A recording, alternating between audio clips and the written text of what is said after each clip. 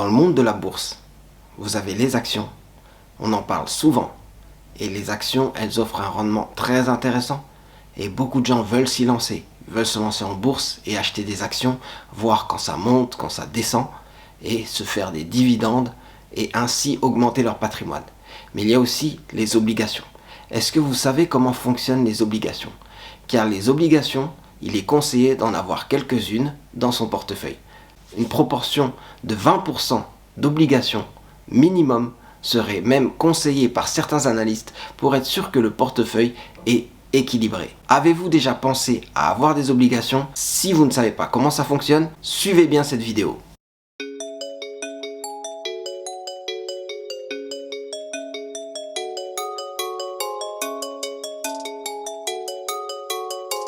Bienvenue à tous et à toutes dans cette nouvelle vidéo qui vous parle de bourse, qui vous parle de marché financier, et là on va s'intéresser aux obligations. Pourquoi acheter des obligations? Tout simplement parce que c'est des titres de dette. Et pour un titre de dette, vous avez la priorité quand il y a un problème pour le remboursement. Si une société a des difficultés financières, elle paiera d'abord ses obligations avant ses actions. Alors c'est le cas quand la société a juste des difficultés, ça veut dire elle peut avoir de la trésorerie pour payer, donc elle paye ses obligations, mais en même temps son cours de bourse chute, donc les actionnaires sont un peu désavantagés. Mais c'est aussi le cas quand la société est vraiment en faillite. Si elle est en faillite, alors dans ce cas on va regarder ce qui lui reste, on va vendre tous les actifs qui restent à la société et tout cet argent servira à rembourser les obligataires. Donc à rembourser les personnes qui ont des obligations, les personnes qui ont prêté de l'argent à l'entreprise. Donc il vaut mieux dans ce cas être obligataire qu'être actionnaire. Mais l'objet de la vidéo, c'est bien de savoir qu'est-ce qu'une obligation. Une obligation, c'est un titre de dette. En gros, vous achetez un titre qui vous dit que telle ou telle entreprise vous doit tant d'argent. Donc vous achetez un titre et avec ce titre, vous avez droit à un remboursement de cet argent que vous avez investi. Donc l'argent de l'achat de ce titre, mais en plus des intérêts. C'est comme à la banque. Quand vous faites un prêt, vous allez non seulement rembourser l'argent qu'on vous a prêté, mais vous allez aussi payer des intérêts. Car l'argent a un prix. Ce prix-là, c'est l'entreprise qui va le payer par rapport à vous qui êtes créancier obligataire. Alors vous achetez un titre et avec ça, vous avez droit à des intérêts qui vont être payés tous les 6 mois ou tous les ans ou peut-être tous les 3 mois. Ça dépend du type de titre. Et ce genre de titre est émis par les entreprises tout d'abord, ou par les collectivités locales, ou par les États. Alors les États payent très peu d'intérêts, car cette dette est supposée être très sûre. Mais les collectivités locales paieront un peu plus d'intérêts. Et là où c'est intéressant, c'est quand c'est des entreprises qui émettent de la dette, alors elles sont prêtes à payer plus d'intérêts, car elles savent que leur titre est plus risqué que les autres. Mais ce risque-là peut dépendre de l'entreprise, donc certaines paieront beaucoup plus que d'autres. C'est à vous de faire le choix. Quel type de rentabilité vous voulez sur votre opération? Est-ce que vous allez vous tourner sur des entreprises un peu plus sûres et avoir moins d'intérêt, ou sur des entreprises un peu moins sûres mais qui vont vous payer beaucoup plus d'intérêt? Alors maintenant, voyons plus en détail comment ça fonctionne. Le premier paramètre à regarder dans une obligation, c'est la maturité. Quelle est la maturité de cette obligation? Quelle est l'échéance à laquelle on va vous rembourser ce prêt d'argent que vous faites? En gros, vous avez des obligations qui sont remboursées au bout de 3 ans, d'autres au bout de 5 ans, d'autres au bout de 10 ans, d'autres même au bout de 30 ans. Quel est votre horizon d'investissement? Choisissez en fonction de ça quel type d'obligation vous allez acheter. Donc une obligation à court ou moyen terme ou une obligation à très long terme, bien sûr, elles ne paieront pas le même taux d'intérêt. Mais c'est à vous de voir. Est-ce que vous préférez avoir un taux plus élevé, donc avoir beaucoup plus d'intérêt, et surtout sur une beaucoup plus longue durée? Mais est-ce que vous voulez un taux d'intérêt un peu plus faible, mais sur une plus petite durée? C'est à vous de voir. Donc vous choisissez votre horizon d'investissement et vous regardez les maturités des obligations. Bien sûr, vous pouvez acheter une obligation après qu'elle ait déjà été émise, donc vous pouvez l'acheter même 2 ans après, même 3 ans après, et vous regardez le temps qu'il reste avant la maturité. Et en fonction de ça, vous pouvez investir. Alors, plus il reste de temps avant la maturité, et plus vous avez des chances de la payer moins cher, parce qu'elle est moins sûre. Quand il reste plus beaucoup de temps avant la maturité, ça veut dire quand elles arrivent à échéance dans 1 an, ou 1 an et demi, ou 2 ans, vous savez déjà que vous avez un prix plus élevé.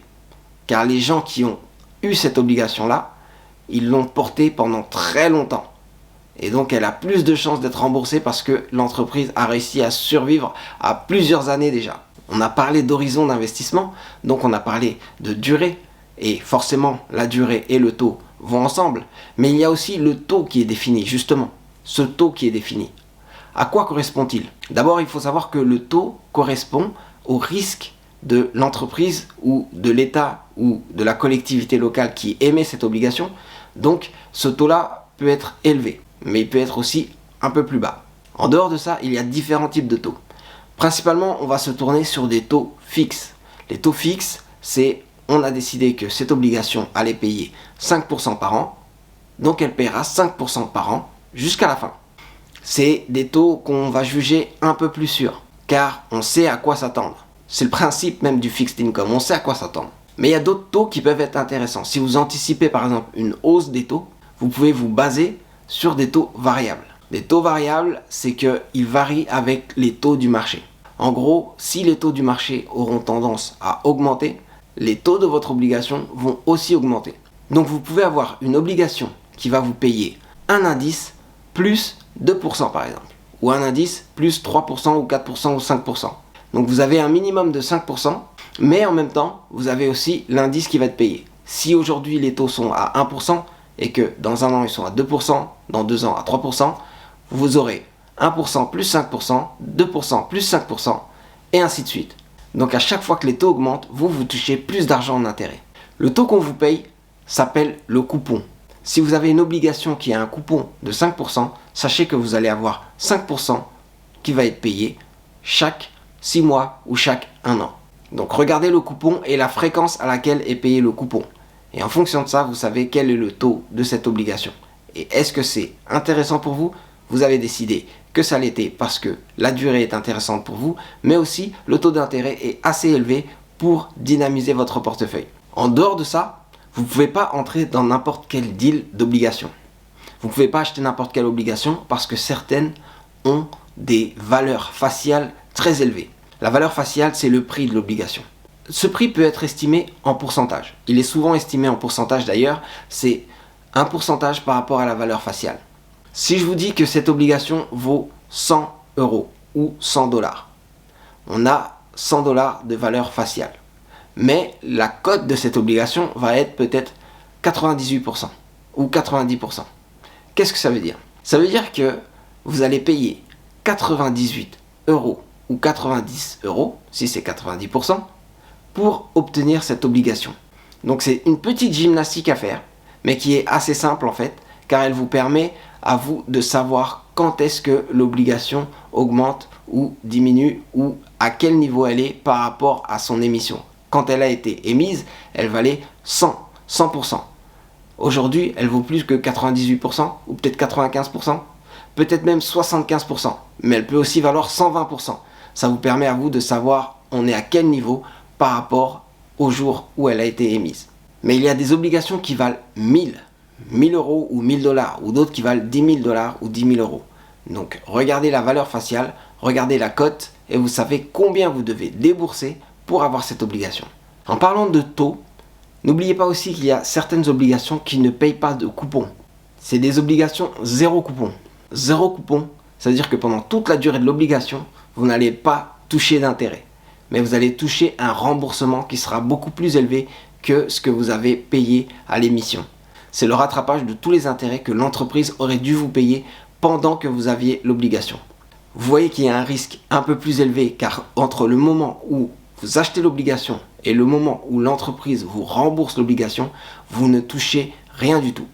Si l'entreprise fait faillite ou disparaît avant la fin, alors votre investissement est perdu. Maintenant, on se demande où on achète les obligations. Les obligations sont vendues sur les marchés financiers. Vous pouvez les acheter comme vous achetez des actions, sauf que ce n'est pas le même type de produit. Vous achetez les obligations sur les marchés financiers, mais vous pouvez aussi acheter des obligations directement auprès d'entreprises. Certaines entreprises peuvent faire appel public à l'épargne et vous proposer des obligations. Et ça peut être aussi intéressant car elles vont vous payer un peu plus que sur les marchés financiers parce qu'elles ont moins de chances d'avoir des gens qui vont souscrire à ces obligations. Donc profitez de cette opportunité car vous avez certaines entreprises, quand vous êtes actionnaire, qui vont vous proposer des obligations. Et ces obligations-là ne seront pas sur les marchés, mais elles vont vous proposer un taux très intéressant. Explorez un peu ces pistes-là. Maintenant, quel est le risque pour ce type de produit? Quel est le risque quand on a des obligations? Souvent, les gens vous disent que les obligations sont moins risquées que les actions. Donc, ils préfèrent les obligations. Certaines obligations ne sont pas moins risquées que les actions. Les obligations peuvent être plus risquées encore que les actions, dans le sens où c'est l'entité qui émet ces obligations-là qui porte le risque. Si vous avez une entreprise qui est très mal en point et qui émet des obligations, sachez que c'est beaucoup plus risqué qu'une entreprise qui existe depuis 100 ans et qui émet des actions et qui paye des dividendes régulièrement. Mais pourquoi on dit que les obligations sont moins risquées? Bien sûr, comme on l'a évoqué, c'est parce que quand il y a un problème de liquidité, en priorité, on paye les créanciers. On paye les personnes qui ont prêté de l'argent. C'est naturel. Et c'est pour ça que les obligations sont jugées moins risquées. Mais ça ne veut pas dire que quand les entreprises font faillite, vous êtes sûr de retrouver tout votre argent que vous avez placé en obligation, car si elles font faillite et qu'il n'y a pas d'argent, vous ne serez pas payé non plus. Sur les marchés, pour acheter l'obligation, comment est déterminé le prix? Le prix est normalement un prix très mathématique. On peut calculer le prix d'une obligation à un instant T. Pour ça, il faut juste savoir quel est le taux actuariel que cette obligation est censée payer. Ce taux est calculé en fonction de combien les investisseurs voudraient recevoir. Plus ce taux est élevé et plus le prix de l'obligation va être bas. Plus ce taux est bas et plus le prix de l'obligation va être haut. En gros, l'obligation aura moins de risques.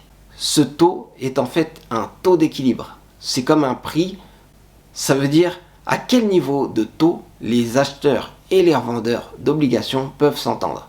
Sur une obligation, vous pouvez avoir un taux très élevé et sur une autre obligation, un taux moins élevé. Parce que la première est beaucoup plus risquée que la seconde. Donc, les investisseurs voudraient recevoir plus d'argent et la seconde est beaucoup moins risquée que la première car les investisseurs sont prêts à avoir moins d'argent car ils ont plus confiance dans cette entreprise-là. Mais forcément, ils payent plus cher. En payant plus cher, on se rend compte que la rentabilité des coupons est moins élevée que si on avait payé beaucoup moins cher. J'en profite pour vous dire que cette chaîne est faite pour vous aider à comprendre les mécanismes des marchés financiers et des investissements. Donc, si ça vous intéresse, n'oubliez pas de vous abonner, liker les vidéos, commenter les vidéos et partager aussi les vidéos avec les personnes qui aimeraient comprendre comment fonctionnent les investissements. Sinon, je reste à votre disposition pour en parler un peu plus et aller plus en détail dans d'autres vidéos. On se retrouve sur une prochaine vidéo qui vous parlera des investissements pour obtenir votre liberté financière.